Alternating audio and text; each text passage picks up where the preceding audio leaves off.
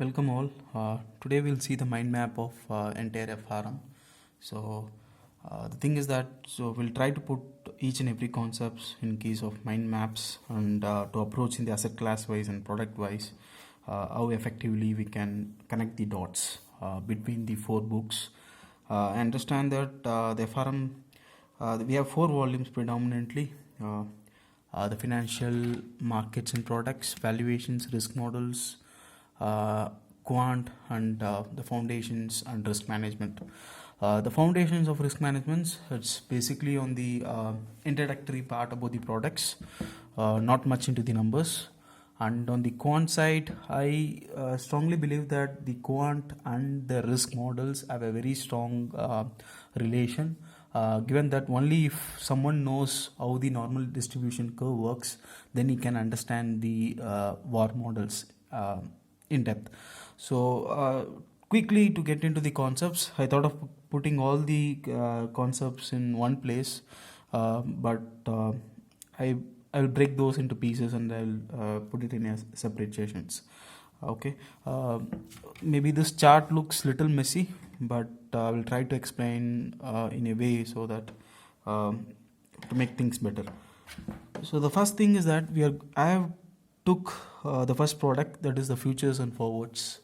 So FRM in the four books, how they have approached it and how we need to connect the dots between these four books and finally reach our goal of risk measures. Say for example, the futures or forwards, the futures predominantly trade in exchange. Those are exchange traded products. The forwards predominantly trade over the counter markets. Correct. So in case, if you want to trade in the markets, we need exchanges and we need the clearing houses to clear the trades and clear the trades and to do the payout or pay-ins, and then finally it goes for settlement, and we get the security if we have bought it, and we receive cash if we have sold it. So in these cases, whenever we are executing a trade, whenever there is a buyer, there is a seller, so there is a counterparty, of course. So in case of counterparty, there is a risk attached to it. So how we are going to measure those risks? We call it as central counterparty risk management. That is the probability of default and loss given default calculations. I don't think so in part 1 we are dealing with these concepts, but on part 2 definitely we are going to deal these concepts.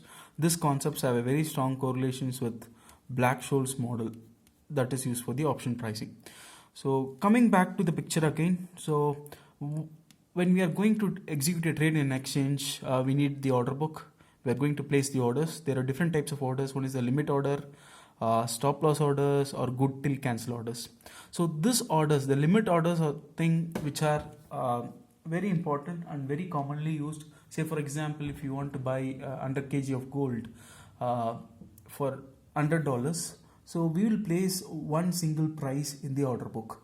So if that order matches with the other seller, then it gets executed, and once it is executed, it becomes the trade. So once this trade is executed, what happens?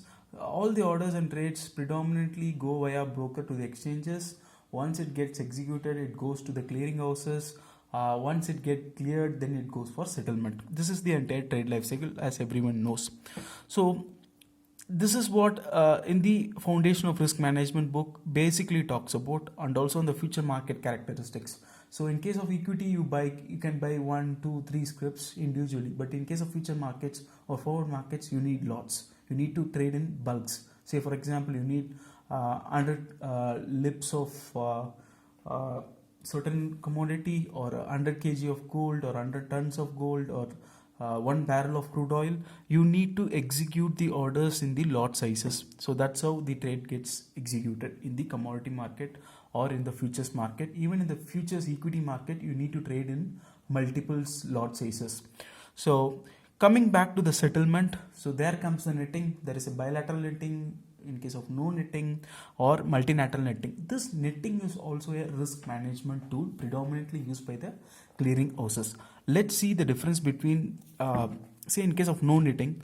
Say for example, the party X needs to give $5 to party Y, and party Y own $2 to X. and in the same way y owns 4 to z and z owns 1 to y.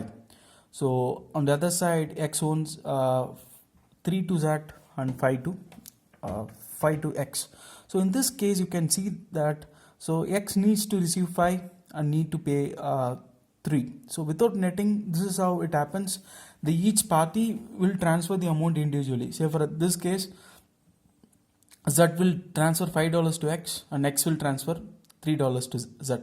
So if I'm and also in the similar case, before going to the other example, y will pay 4 and z will pay 1, and x will pay 5 to y and y will pay 2 to z.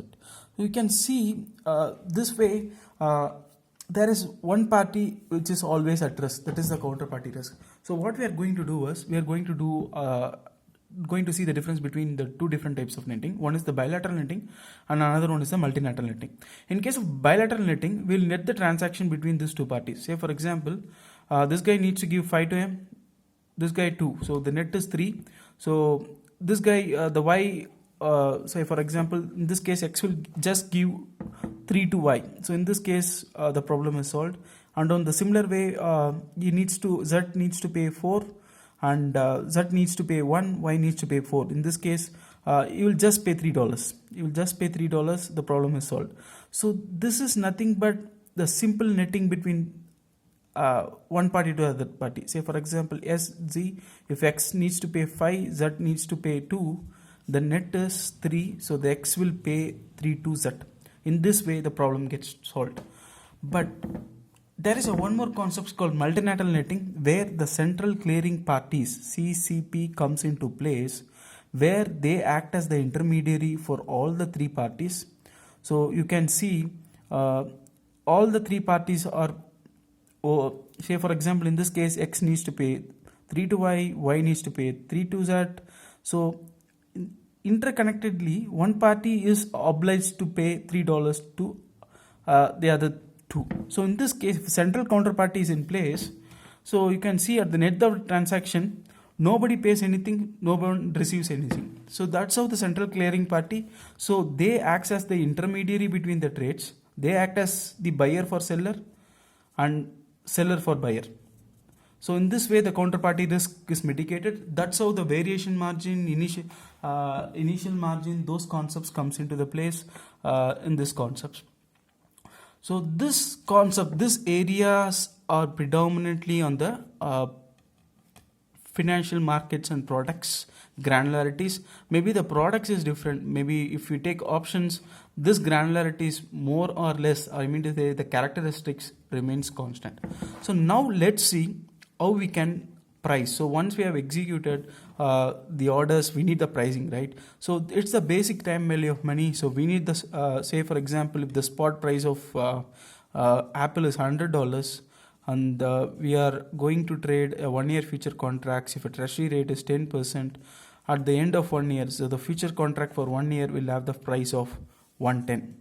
The future contract price today will be 110, the spot is 100. So what does that mean? So at end of 1 year you can still buy Apple at 110 even if it is at 150 or 160. So you will be sitting in profits. So this is a simple compounding. In case of continuous compounding, we will raise the interest rate by the power of E. So in this case we will get the continuous compound rates. In continuous compound rates, the rates will be higher than compared to the simple rates. Now comes to the valuation. Once we have bought the futures, say for example we bought the futures yesterday at 110, today the spot price of Apple went up to 200. So in this case we will be sitting in profits.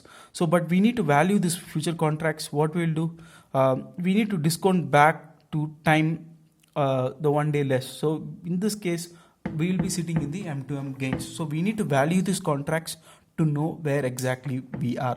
So that's how the M2M revaluation happens. In case of future contracts, if some party is on gain, so that gets settled on each and every day. Neither like forward contracts, those are not carry forward. That's the reason forward contracts have counterparty risk, future contracts doesn't have counterparty risk, since they have the central counterparty in place.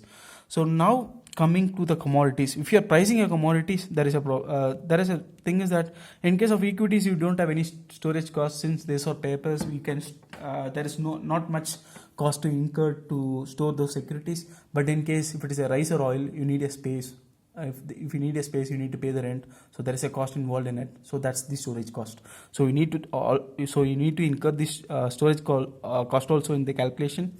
And also the convenience yield. Say for example, if you are wearing gold, I don't think so the storage costs are predominant, but given the value of the gold, you need some safe lockers, so you will be incurring some storage cost. But the convenience yield is you will be wearing this gold and have some sort of pleasure on it. So that's the reason we are reducing the value of gold futures by the convenience yield over time.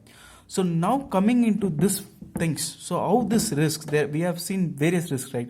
Credit risk, market risk, and counterparty risk, and liquidity risk. So the liquidity risk comes here. So when you are trying to execute your order but you are not able to sell it, say for example you own Apple but you can't able to sell it in the market and in cash, then it is a liquidity risk. So this part takes care of that. And credit risk morely on the counterparty side, counterparty credit risk takes part of the credit risk side. And case of interest rate risk, say for example if interest rate rises, the value of the future contracts rises. So the interest rate risk in case of fixed income, it is measured by duration and convexities. So various scenario analysis can be done by bumping up the interest rate numbers up and down, and exactly we can see where the value of the future contracts are. So now finally coming to the bigger pictures, we have seen about financial markets and products, and we have seen about valuations, and we have seen about some foundations, not into the quants. The quants and risk models are left out. So what sort of risk models are there? Say since you have bought the future contracts, you need to know and measure the risk. So you need the models to measure the risk. So we need the models to measure the risk. There are two predominantly basic models used in part 1, which is the VAR models and expected shortfall models. The VAR is nothing but the value at risk models, and expected shortfall is I mean to say it's complementary to the VAR models. So the VAR, we have two predominant models. One is the historical simulation method and one is Monte Carlo simulation methods. So value at risk predominantly tells you where how much a position will lose for a certain confidence interval. Say for example, this is my bell curve. Say for example, I'm going to take the historical simulation method. I'm going to before buying the futures contract, I'm going to observe the securities prices for last 100 days, and we will have some prices to it: 100, 103, 105, 200, and we are going to calculate the percentage change in return. Say for example, 100 to 103 it will be 3%, 103 to 1 so and so percent. So we'll be sorting the returns worst to best. We'll be sorting the returns from worst to best for the 100 days period, and we will plot it in gap. For example, on minus 5% zone out of 100 days, we have 10 observation, we'll plot it here, and minus 4% we have 10, we have plotted here, minus 3% we have only 2 observation, we plot it here, and we keep on doing this for till the positive territory where the 100 observations are falling in the graph, ranging from minus 5% to plus 5%. So this graph, it's not the normal distribution. Let's assume this is a normal distribution. So if our confidence interval is 95%, say for example 95%, so we will remove this. We always look from the left hand side. So this will be our 5% zone, for example. This will be our 95% zone. So if this return is 4%, negative 4%, we can tell confidently that we are almost 95% sure that our portfolio will not lose more than 4% on a single day, given that I am assuming it is a single day.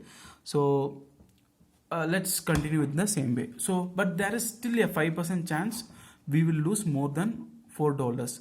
So how worst the loss can be, but VAR doesn't tells you that, because our observations are limited to till 5%. So we need another measure. So the other measure which predominantly takes care of that drawback is expected shortfall method. The expected shortfall method, we take the tail region, I mean to say that 5% zone, on the negative territory, and we take the weighted average of this zone and we arrive at one number, and we say that this is a precise number. So in part 1 you will be dealing with this basic concepts. In part 2, under VAR we have 6 to 7 types of models, and expected shortfall, of course, it is there. In expected shortfall also we have some 1 to 2 modifications and flavors to it. So this is